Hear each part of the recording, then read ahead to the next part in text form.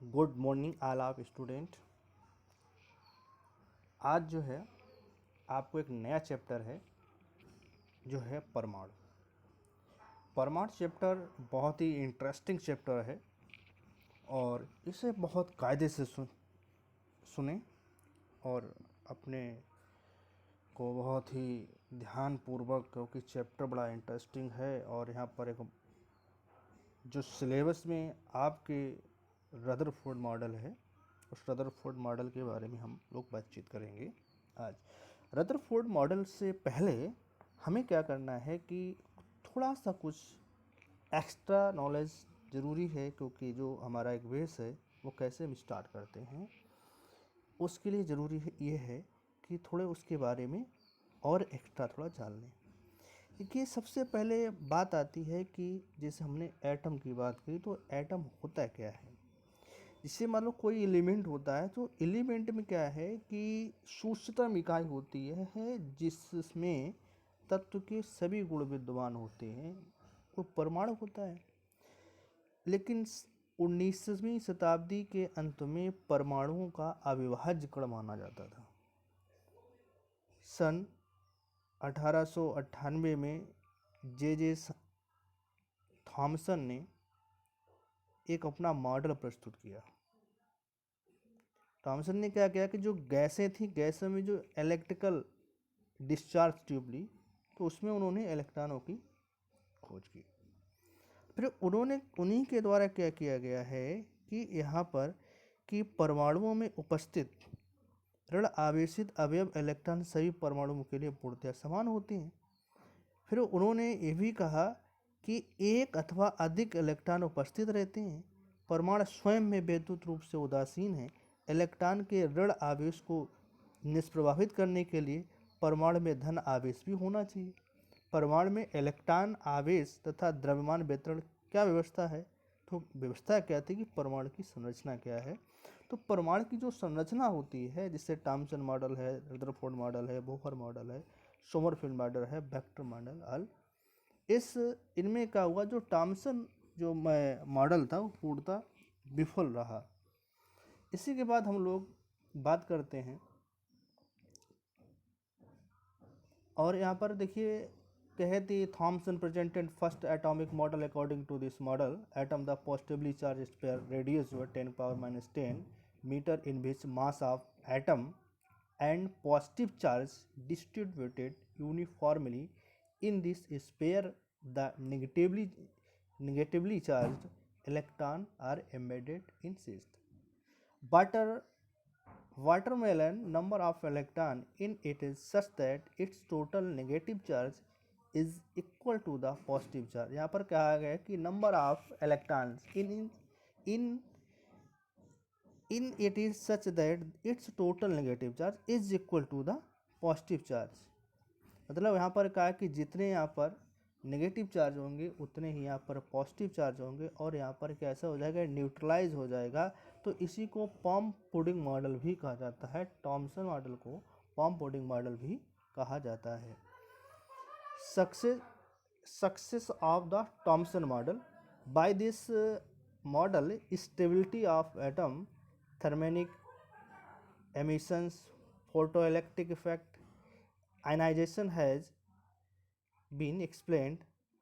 यहाँ पर जो है थॉमसन मॉडल जो है फेल्योर थ्योरी क्या है कि जैसे यहाँ पर है कि line spectrum of atom can not B explain. Line spectrum को देखिए, स्पेक्ट्रम को परमाणु का जो है एक्सप्लेन नहीं कर पाए। Scattering of alpha particle was the son Rutherford model can be explain. जो स्केटरिंग अल्फा पार्टिकल का जो है उसको रदरफोर्ड मॉडल ने एक्सप्लेन किया। Splitting of spectral line in electric field and magnetic field can not be explained. This model was only imperial not based experiments.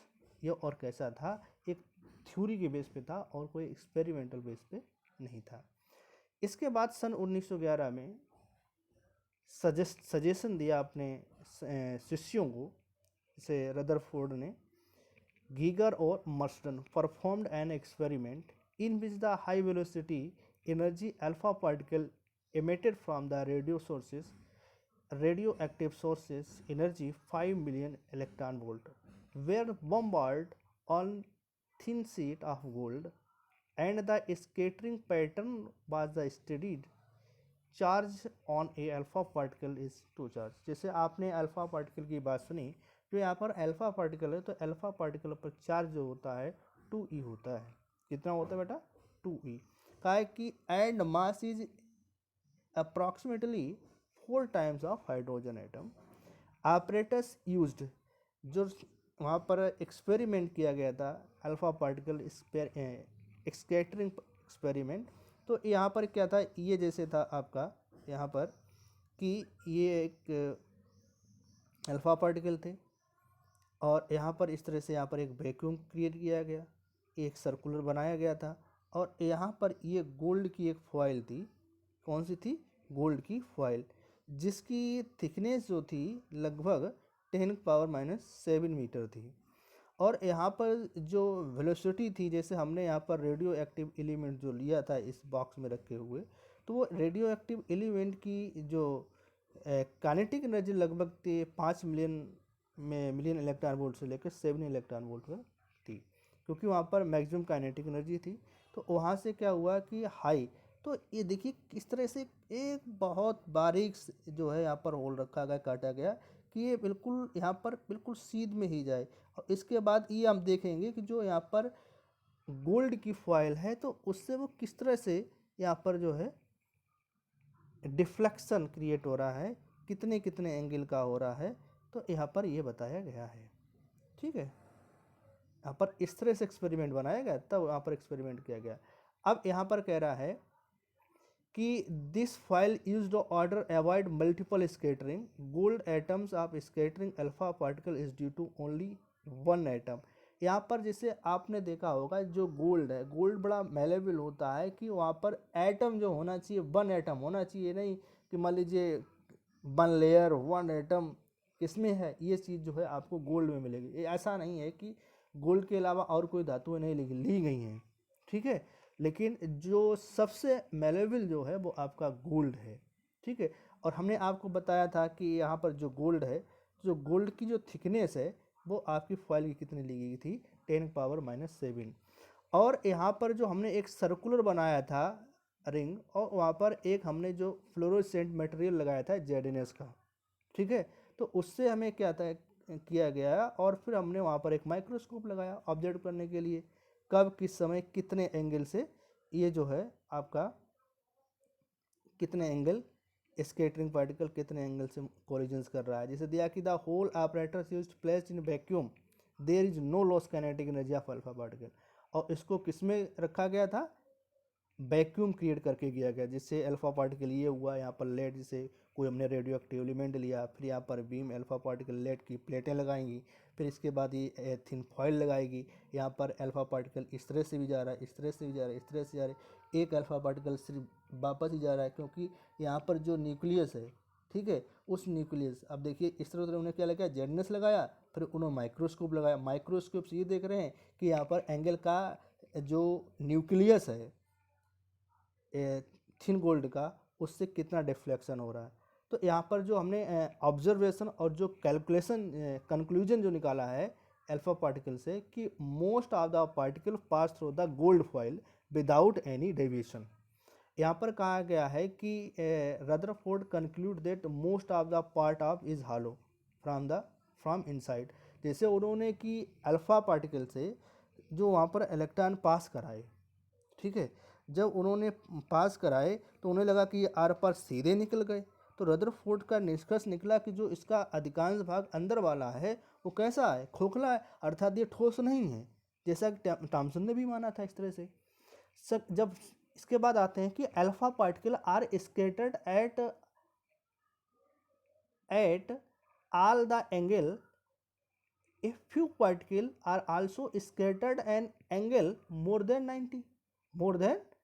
Rutherford proposed for the deflection of alpha particle. Strong repulsive force required on the basis conclude the total positive charge of the atom and almost the whole mass is concentrated at the small center inside the atom. Rutherford named this center as a nucleus.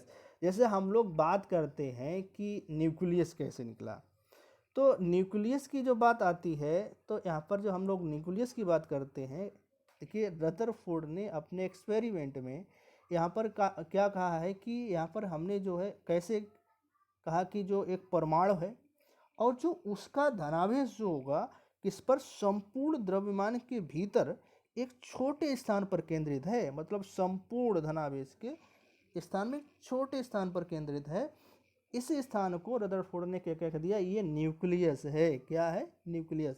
फिर उन्होंने ये भी कहा कि जो नाभिक की त्रिज्या होगी 10⁻⁻15 या 10⁻⁻14 कोट की होगी, लेकिन जो एटम की त्रिज्या होगी वो आपकी कितनी होगी, 10⁻⁻10 की होगी।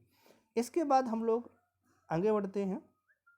यहाँ पर एक इस तरह से देखो दिखाया गया है कि आपके अल्फा पार्टिकल की बम्बार्डिंग हो रही है, कि जैसे यहाँ पर यहाँ पर है कि जैसे ये आपका एक न्यूक्लियस है आपका, ठीक है।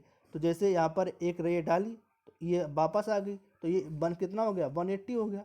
अब यहाँ पर जो इसके पास जाएगा, इसके पास जाने का मतलब है यहाँ पर रिपल्सिव फोर्स लगेगा, क्योंकि जो न्यूक्लियस होता है वहाँ पर भी जेड ई होता है और अल्फा पार्टिकल भी पॉजिटिव चार्ज है, तो अल्फा पॉजिटिव जेड ई, तो यहाँ पर पॉजिटिव हुआ, तो जो उसके ज़्यादा नज़दीक जाएगा तो वही एंगल को ज़्यादा डेविएट करेगा।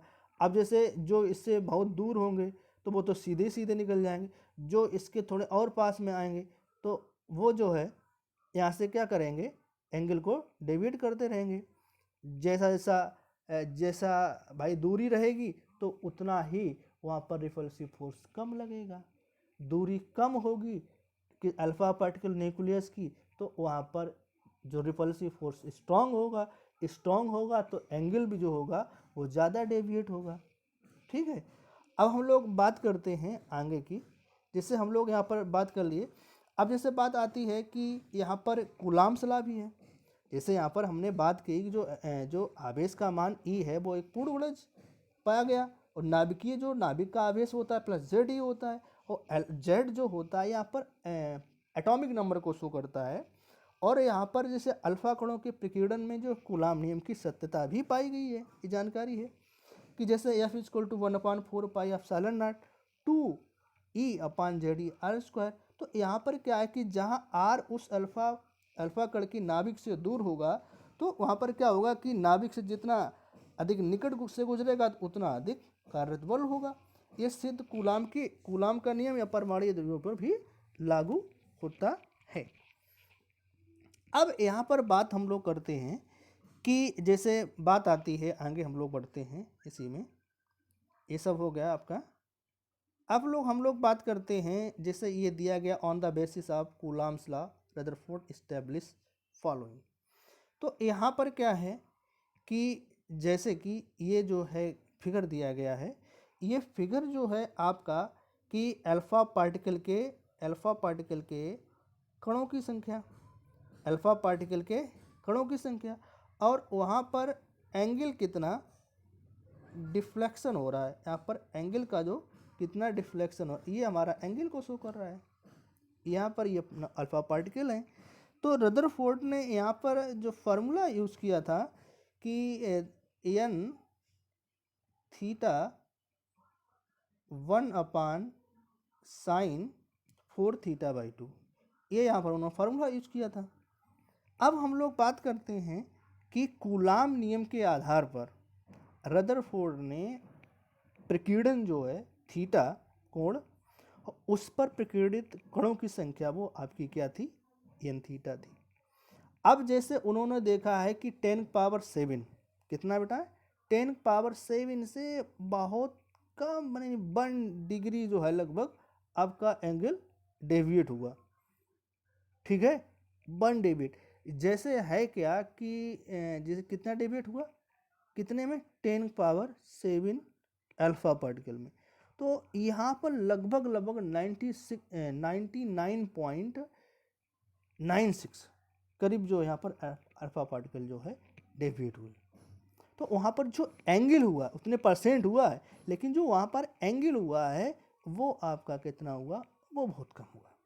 तो इसी तरीके से यहाँ पर ये जो हमारा प्रैक्टिकल ऑब्जर्वेशन से क्या हुआ कि जैसे जैसे हमने पार्टिकल आपके कम हो रहे हैं तो वैसे वैसे आपका एंगल भी डिक्रीज हो रहा है। तो यहाँ पर हम कहते हैं कि एन थीटा और थीटा के बीच एक ग्राफ जो है परमाणु दूरी को सिद्ध करता है। तो यहाँ पर क्या है कि जो अल्फा कणों के प्रकीर्णन से नाभिक का आकलन किया जा सकता है, अल्फा कणों के प्रकीर्णन से नाभिक का आकलन भी किया जा सकता है। यहाँ पर अल्फा कणों के प्रकीर्णन से यहाँ पर हमने क्या किया है, नाभिक का आकलन किया है। तो जैसे यहाँ पर क्या है कि जैसे यहाँ पर ये अल्फा पार्टिकल है तो यहाँ पर चार्ज कितना हो गया, 2e हो गया।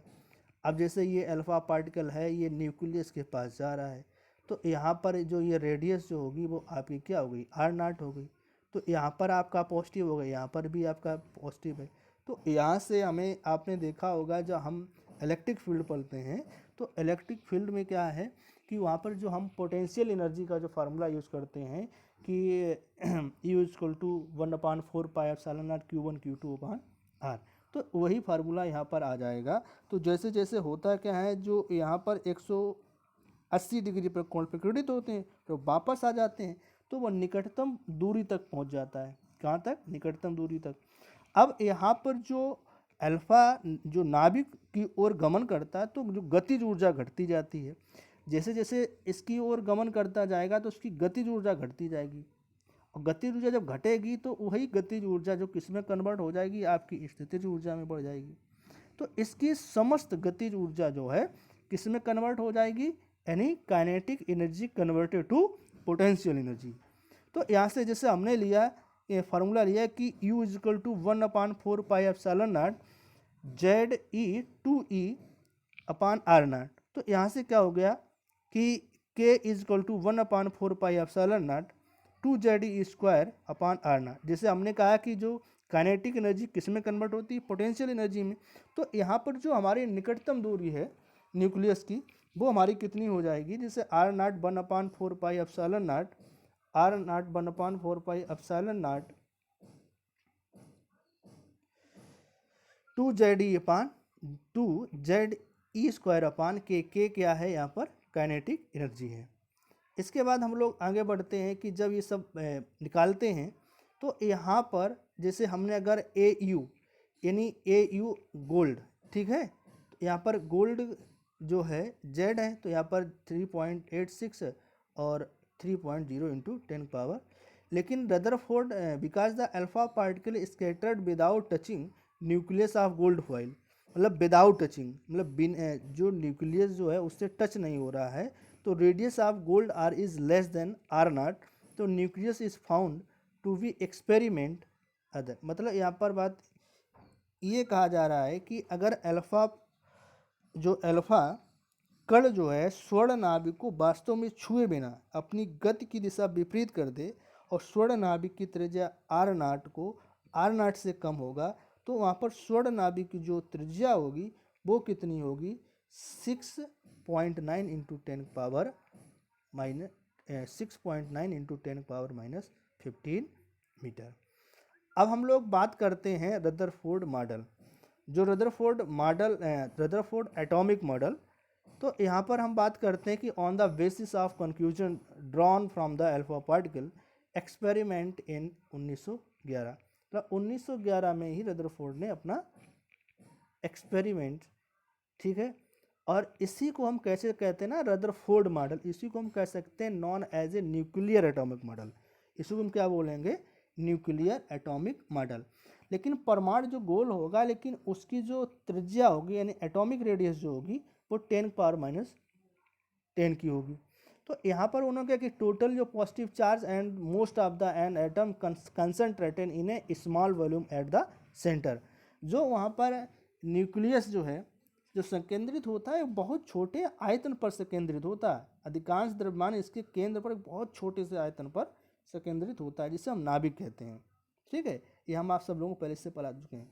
एक बात यहाँ पर और ध्यान दीजिए, इसमें यहाँ पर है क्या एक्चुअली में कि यहाँ पर कहा है कि why this model is also as solar model और planetary model.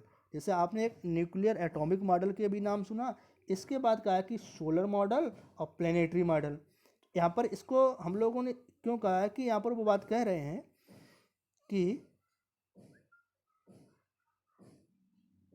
Centripetal force required electrons to move a circular path. ये मूव कैसे करता है? Circular path. Electrostatic force acting between negative charge electron e, positive charge of nucleus Z e. इसके बाद यहाँ पर जो रदरफोर्ड ने जो सक्सेस मिली वो यहाँ पर क्या थी? सक्सेस क्या है यहाँ पर रदरफोर्ड की कि दिस मॉडल सक्सेसफुली क्या था कि properties like thermic emission, photo electric effect और इसके बाद हम लोग बात करते हैं कि successfully explain observation obtain alpha particle experiment. मतलब ये नहीं कि हमने थ्योरी कह दी, बोल दिया कि ऐसा ऐसा हो जाएगा, नहीं, उन्होंने एक्सपेरिमेंट के ऑब्जर्वेशन से वेरीफाई किया। किसको? Alpha particle scattering experiment. लेकिन यहाँ पर ड्रॉबैक क्या थे?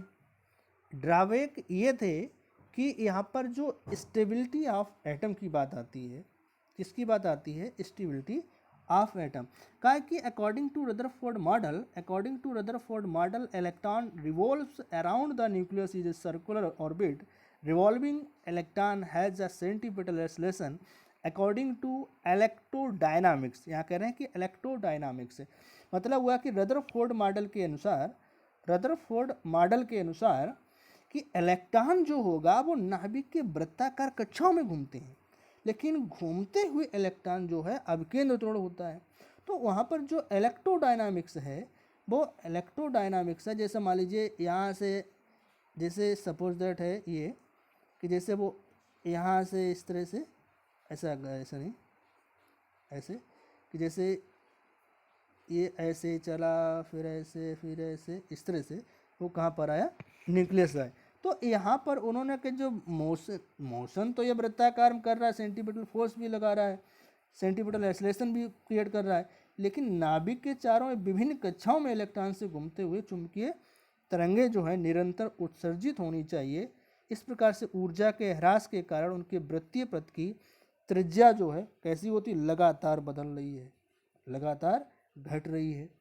तो एक सर्पिल, एक कुंडली पथ के जो है इलेक्ट्रॉन अंततः ये नाभिक में गिर जाएगा। तो इस प्रकार परमाणु स्थायी नहीं रह सकता है। मतलब उन्होंने ये कहा है कि जैसे भाई इलेक्ट्रॉन जैसे, ठीक है, और अंततः आएगा नाभिक में गिर जाएगा, तो ये परमाणु कैसे? यहाँ पर स्टेबिलिटी इसकी नहीं है भाई। जैसे आया एक सर्पिलाकार में इस तरह से आया और फिर क्या है? धीरे तो क्या है तो वृत्तीय मार्ग में, लेकिन धीरे धीरे क्या कर रहा है? अपनी रेडियस को कम कर रहा है। जब रेडियस को कम कर रहा है और किस में गिर जाएगा? न्यूक्लियस में गिर जाएगा। ठीक है, हम लोग आगे बढ़ते हैं। इसका एक पॉइंट और है कि ये रेखीय स्पेक्ट्रम की व्याख्या नहीं करता है। मतलब ये भी आपसे पूछा जाता है एग्जाम में। Rutherford experiment, Rutherford alpha particle scattering experiment और रदरफोर्ड मॉडल, ये आपको बहुत अच्छे से पढ़ना है, यही आपके सिलेबस में है। तो यहाँ पर कहा गया है कि explain of the line spectrum, Rutherford model radius of a circular path electron changes. Electron जो है चेंज हो रहे हैं कंटिन्यूसली, लगातार। As a result there the rational frequency also changes continuously. जो वहाँ पर फ्रिक्वेंसी होगी वो भी कंटिन्यूसली चेंज होगी। अकॉर्डिंग टू मैक्सवेल, जो साइंटिस्ट जो मैक्सवेल के अनुसार वहाँ पर जो इलेक्ट्रोमैग्नेटिक विकिरण के जो फ्रिक्वेंसी है वो भी इलेक्ट्रॉन के साथ as a same frequency electron move करेगी। तो therefore the electron will emit radiation all the frequency, so also spectrum. तो इसका मतलब क्या है कि जो वहाँ पर मैक्सवेल के अनुसार जो घूमते हुए इलेक्ट्रॉन की उत्सर्जित विद्युत चुम्बकीय विकिरण की आवृत्ति वही होगी जो इलेक्ट्रॉन की घूर्णन आवृत्ति होगी। सभी संभव आवृत्तियों के विकिरण उत्सर्जित होंगे। सभी संभव मतलब क्या कह रहा है कि सभी संभव आवृत्तियों के विकिरण उत्सर्जित होंगे। परमाणु द्वारा उत्सर्जित विकिरण स्पेक्ट्रम सतत होना चाहिए। कैसा होना चाहिए? सतत। परंतु प्रयोग द्वारा प्राप्त परमाणु का उत्सर्जन रेखीय स्पेक्ट्रम है। मतलब यहाँ हम कह रहे हैं कि स्पेक्ट्रम सतत होना चाहिए। जो हमने एक्सपेरिमेंट से जो पाया है कि वहाँ पर ये है कि जो परमाणु का उत्सर्जन है वो आपका रेखीय स्पेक्ट्रम है। कैसा है? रेखीय स्पेक्ट्रम है। यहाँ पर क्या है कि रदरफोर्ड मॉडल रेखीय स्पेक्ट्रम की व्याख्या करने में असफल रहे। क्या है? रेखीय स्पेक्ट्रम की व्याख्या करने में असफल रहे। तो रदरफोर्ड मॉडल प्रयोग के आधार पर बहुत अच्छा काम किया, लेकिन इस मॉडल की वैधता को किसी ने अस्वीकार नहीं किया है, बल्कि उपर्युक्त कठिनाइयों के निवारण करते हुए रदरफोर्ड की परिकल्पनाओं में सुधार करते हुए आगे के मॉडल प्रस्तुत किए गए। मतलब इन्होंने जो अल्फा पार्टिकल स्कैटरिंग का रदरफोर्ड ने एक्सपेरिमेंट किया, उनके शिष्यों ने गीगर और मर्सडन ने किया, तो उसको किसी ने ये नहीं कहा कि गलत है, उसकी वैधता को अस्वीकार नहीं किया, लेकिन उसी में आगे क्या किया है, उसको मॉडिफाई और किया, करेक्शंस किए, लेकिन उसको अवहेलना नहीं हुई, उसको गलत नहीं ठहराया गया। ओके, और आज इस टॉपिक को फिनिश कर दिया गया है, और आप लोग लाइक और सब्सक्राइब करें। चैनल का जो नाम है फिजिक्स का ज्ञान वरुण सर। और आप लोगों को बता दूं, चाहे सीबीएसई बोर्ड हो चाहे यूपी बोर्ड हो, सभी के सिलेबस को हम कंप्लीट कराएंगे। अगर आपको नोट्स ज़रूरत हो तो आप हमारे दिए गए नंबर पर आप संपर्क कर सकते हैं। Okay, thanks.